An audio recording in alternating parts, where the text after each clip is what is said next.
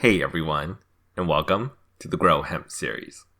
Today, we'll be growing a hot blonde medicinal hemp plant, from seed to harvest.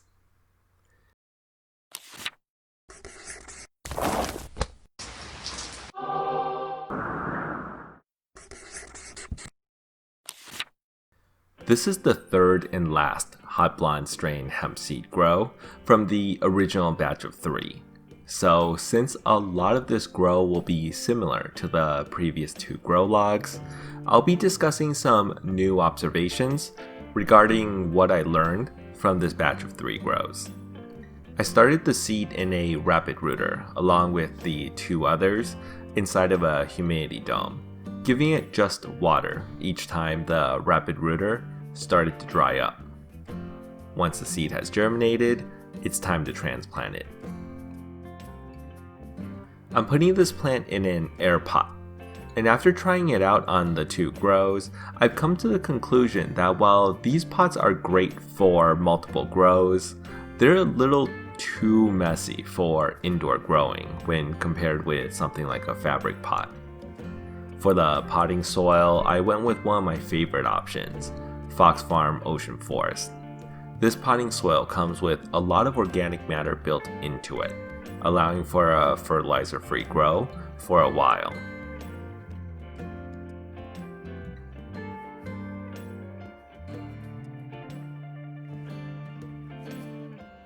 After transplanting, I'm placing the plant along with its siblings in a closet grow setup. This closet has not had much done to it to convert it over to a grow space. The walls are already white, which reflect light pretty well, so I left it as is.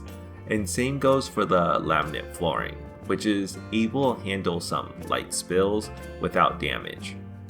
I did place a plastic bin under the air pot though, to catch any runoff water. As for the light, I hung a long quantum board style light directly on the closet bars, which seems to be enough lighting to support all of the plants I placed in the closet. And for airflow, I'm placing a standing fan on one side of the closet door, leaving a small gap in the door so that it's able to pull in fresh air. On the other side of the closet, I've also left a small gap open as well, which allows the air to exit the closet after it's passed through the plants. Other than that, nothing else was really done to the closet. Hemp plants don't really produce a smell until they get pretty large in size, or when they start to flower. So for now, I'm not worried about any odor control measures.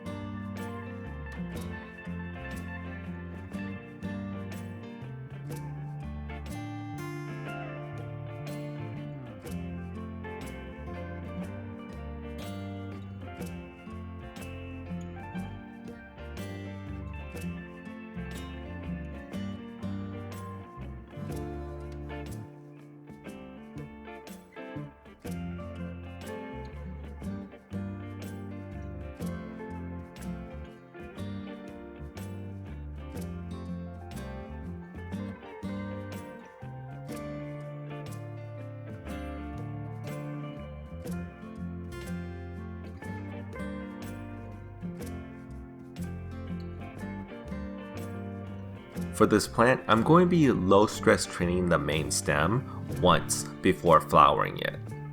Low stress training is basically just placing obstacles that the plant has to grow around, which is mainly used to contain the height of a hemp plant. And one of the benefits of low stress training the main stem is that it allows for the side stems to catch up in height to the main stem, which creates a larger number of top stems without the need of utilizing any other techniques, such as topping. Low stress training can also be used in conjunction with topping too, and by utilizing both techniques, you can create an even canopy of top stems that uses significantly less height.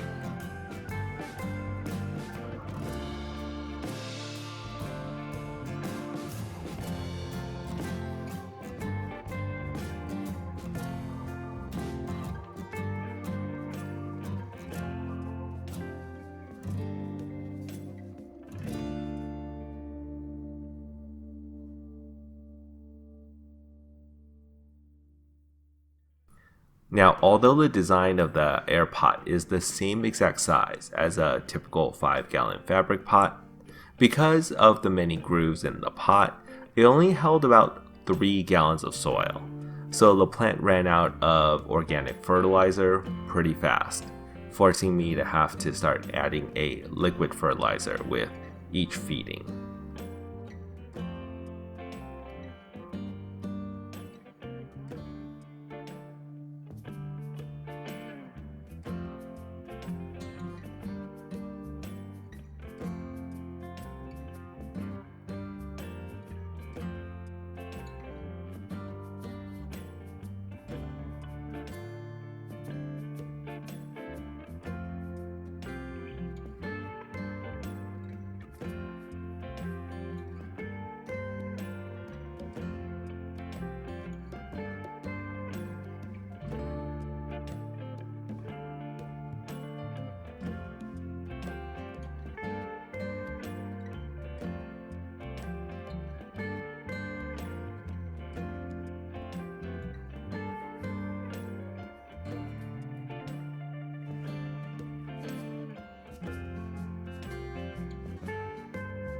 I'm flowering the plant now at this point, switching the light cycle from a 18 and 6 hour to a 12 and 12 hour light cycle.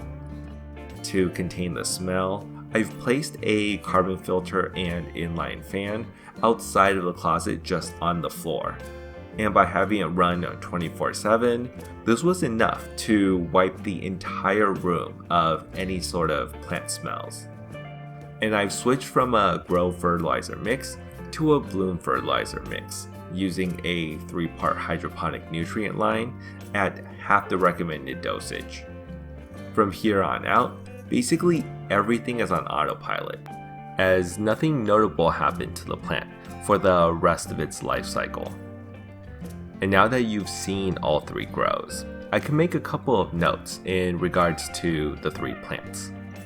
I originally wanted to do a test of the final yields between a top plant, a low-stress trained plant, and a plant that was left untouched. But by using different pot types to start, that sort of took the untouched plant out of the picture, since even though the fabric pot used was the same size as the air pots, what I didn't factor in was that the fabric pot held significantly more soil than the air pots, which allowed it to grow longer organically and have a larger root ball.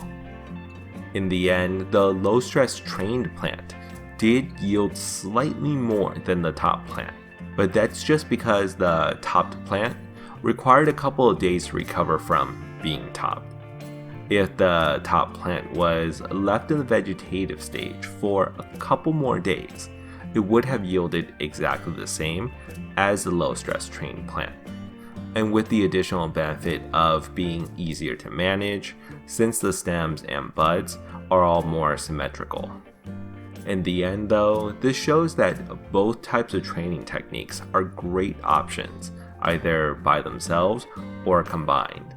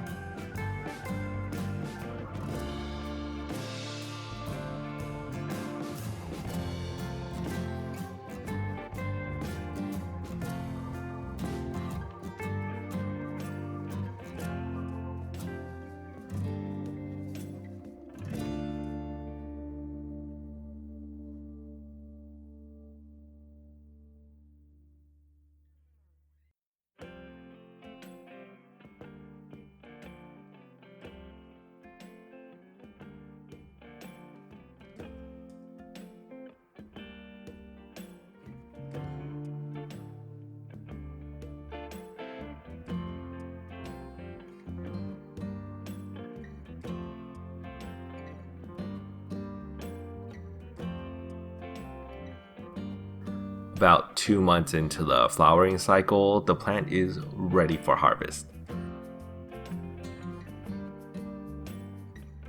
And here we're just removing the large fan leaves so that I don't have to deal with it later.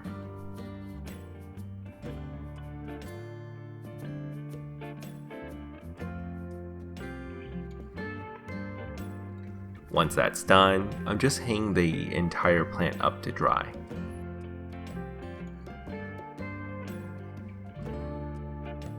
And now, a week later, the plant is ready for long-term storage or to be processed. And that's it. Like the content? Then be sure to check out our beginner's guide to creating CBD products from scratch, available at Amazon in print and digital, with links in the description below. You can also find us at hempinapot.com.